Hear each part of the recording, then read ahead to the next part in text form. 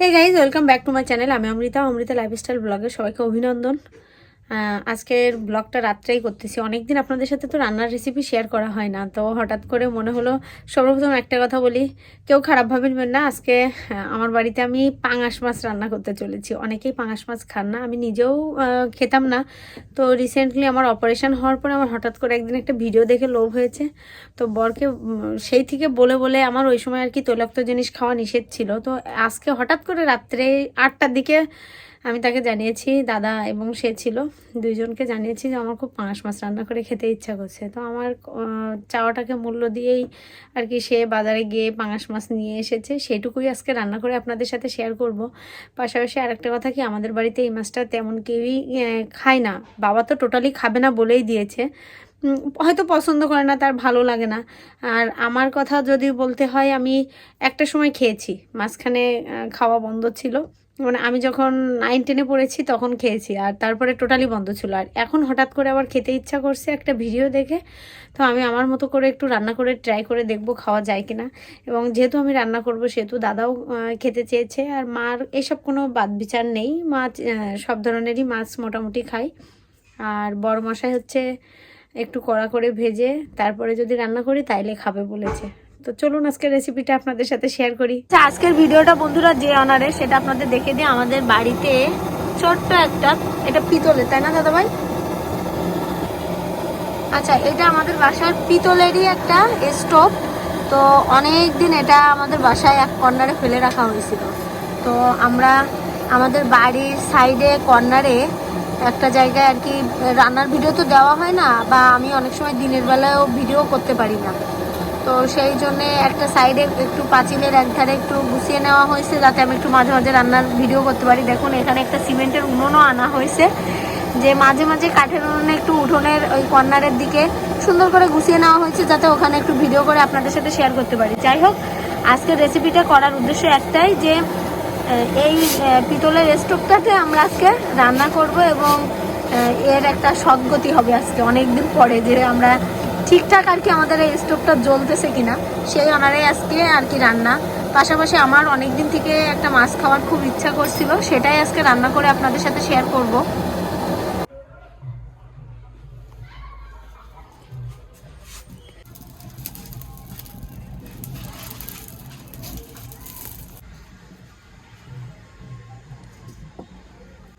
বন্ধুরা, স্টোভে রান্না আমার দ্বারা সম্ভব হলো না, খুব ভয় পাচ্ছি। আবার ফিরে এসেছি উনুনে, এখন উনুনেই রান্না করব। খুব ভয় পাচ্ছি, আসলে কখনো করিনি, অভ্যাসও নেই। আর অনেকদিন ছিল তো একটু তেলের কারণে আর কি আগুন এরম দপদপ করতেছে, আমার মনে হচ্ছে এই বুঝি বাস্ট হয়ে গেল। এই জন্যে আমরা রান্নাটা এখন উনুনেই করব। বন্ধুরা, কড়াই একটু গরম হয়ে গিয়েছে, এবার একটু তেল দিয়ে দিব।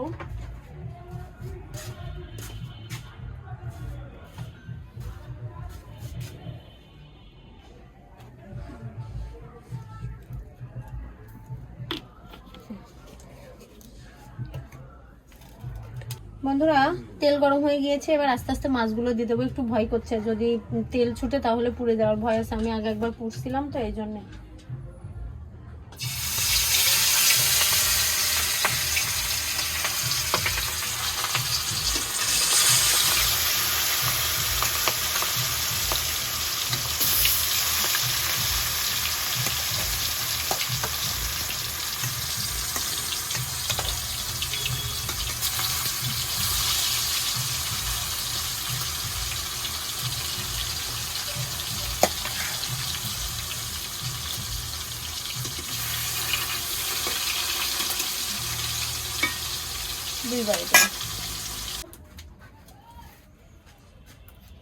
বন্ধুরা, মাছ ভাজা হয়ে গিয়েছে।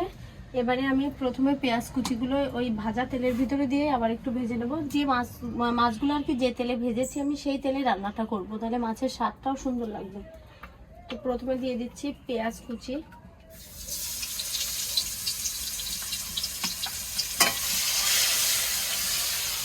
সর্বোপরি যে কথাটা বললেই নয়, দেখুন আমি প্রত্যেকটা মশলা কিন্তু হাতে বেটে নিয়েছি। এখানে এই যে জিরে বাটা, ধনে বাটা, পেঁয়াজ বাটা, রসুন বাটা, আদা বাটা, সব কিছু আমি শিল নোড়ায় আর কি বেটে নিয়েছি।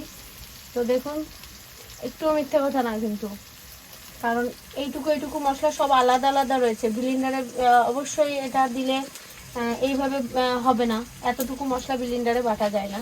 তো যাই হোক, এবারে আস্তে আস্তে রান্নাটা আপনাদের সাথে শেয়ার করব। আচ্ছা বন্ধুরা, আমার পেঁয়াজটা অলরেডি ভাজা হয়ে গিয়েছে। এবার দিয়ে দেব পেঁয়াজ বাটা এবং রসুন বাটা। পেঁয়াজ রসুন বাটাটা একটু কষানো হয়ে গেলে তারপরে এর ভিতরে একে একে বাকি মশলা দিয়ে দেবো।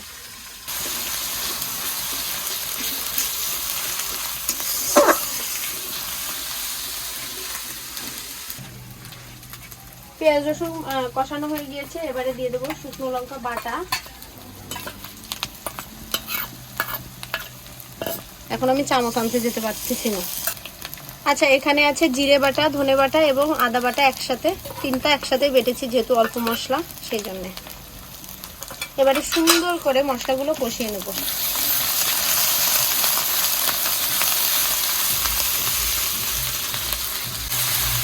এবারে এর মধ্যে দিয়ে দেবো একে একে একটু লবণ আর একটু হলুদ।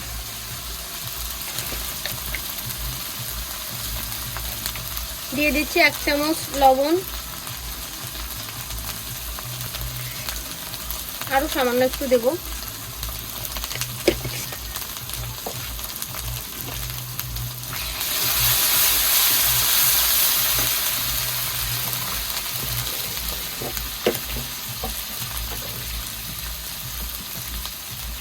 আচ্ছা, একে একে দিয়ে দেবো একটু হলুদ গুঁড়ো,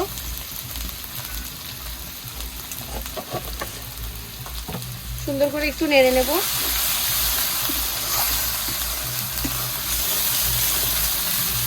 এবার এর মধ্যে দিয়ে দেবো একটু টমেটো কুচি। আচ্ছা, টমেটো কুচিটা আগের থেকে দেয়নি কারণ মশলাটা তাহলে প্রপার কষানো হতো না, এই জন্য। এবার সুন্দর করে সব মশলা একটু সময় নিয়ে নাড়িয়ে নাড়িয়ে একটু কষিয়ে নেব। আচ্ছা বন্ধুরা, মশলাটা 90% কষানো হয়ে গিয়েছে। এবার এর ভিতরে দিয়ে দেবো একটু সামান্য টক দই।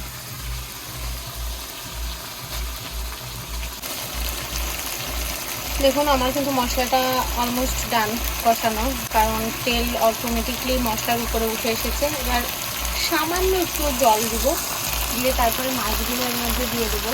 কারণ আজকে যে মাছটা রান্না করব সম্পূর্ণ মানে একটু তৈলাক্ত ভাব থাকবে এবং চেষ্টা করব যে ঝোল না রাখার, মানে জাস্ট অল্প একটু ঝোলের পরিমাণ থাকবে, যার কারণে যতটুকু জল দেওয়া যায় আর কি ততটুকু দেবো। মাছটা জাস্ট একটু স্বাদ বাড়ানোর জন্য। বন্ধুরা, এবারে মাছগুলো দিয়ে দেবো। ঝোল অটোমেটিকলি ফুটে উঠেছে, একটু হাত দিয়ে আস্তে আস্তে মাছগুলো এর ভিতরে দিয়ে দেবো।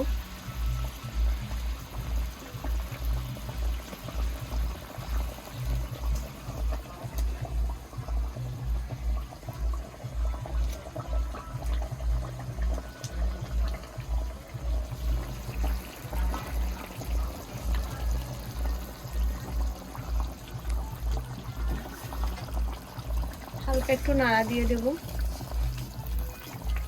টোটাল ঝোলের ভিতরে মাছগুলো একটু ডুবিয়ে দিয়েছি। এইটাই সুন্দর করে ফুটে একেবারেই তেল উঠিয়ে ফেলবো। তবে দেখুন কালারটা কেমন হয়েছে এবং খেতেও আশা করি ততটাই সুন্দর লাগবে। আচ্ছা, এর ভিতরে একটু স্বাদ বাড়ানোর জন্য কাঁচা ঝাল দিয়ে দেবো। আস্তই দিব, চেরা না কিন্তু এগুলো।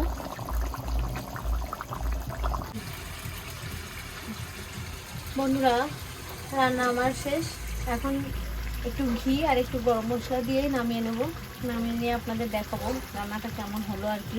তার আগে তো কড়াইতে দেখতেই পাচ্ছেন। তো এবার একটু ঘি গরম মশলা দিয়ে নামালেই হয়ে যায়। তো এটুকু বলতে পারি, সবাই একটু বাসায় ট্রাই করলে ভালোই লাগবে। আজকে এমন একটা মাছ রান্না করেছি, অনেকেই কিন্তু এই মাছটা খেতে চায়। যেমন আমার কথা বলি, আমি কেন, আমার এই বাড়ির অনেকেই মানে অনেকে কি কেউই তেমন পছন্দ করে না। হঠাৎ করে আমার খেতে মন চাইলো, তো আমি সেই জন্যে আর কি বললাম, দাদাকে বললাম যে আমার একটু এটা খেতে ইচ্ছা করতেছে, তো দাদাই এনে দিল আর কি। দেখি আমি রান্নাটা কেমন করেছি, নামিয়ে আপনাদের সাথে দেখা হচ্ছে। তো বন্ধুরা, বলেছিলাম রান্নার শেষে আপনাদেরকে দেখাবো। আসলে অনেক রাত হয়ে গিয়েছে। রান্না শুরু করেছি তো রাত 10টার পরে, তারপরে মশলা বেটে ঠেটে রান্না করতে এত সময়, এখন খাওয়া দাওয়ার পালা, সবাইকে রেডি করে দিয়ে এসেছি, আমি নিজের থালায় নিজে নিয়ে নিয়েছি, সেটাই দেখিয়ে দিচ্ছি আপনাদের শেষ। আসলে এইটা হচ্ছে একটু ধনেপাতা দিয়ে গার্নিশিং করা, মানে আমার বরমশাইয়ের জন্য, ও একটু ধনেপাতা দিয়ে খাবে, আমি পছন্দ করি না তাই নেয়নি। আর এইটা হচ্ছে আমার জন্যই রেডি করেছি, একটু টমেটো, শসা, লেবু আর একটু কাঁচা পেঁয়াজ নিয়ে। বাহ, এরকম একটা সুন্দর খাবার যদি চোখের সামনে থাকে এমনি মন ভালো হয়ে যায়। তো একবার সবাই ট্রাই করে দেখবেন রান্নাটা কেমন লাগলো, অবশ্যই ভালো লাগবে এটুকু বলতে পারি। তো আজকের মতো আমি বিদায় নিচ্ছি, শুভরাত্রি, দেখা হবে নেক্সট ব্লগে।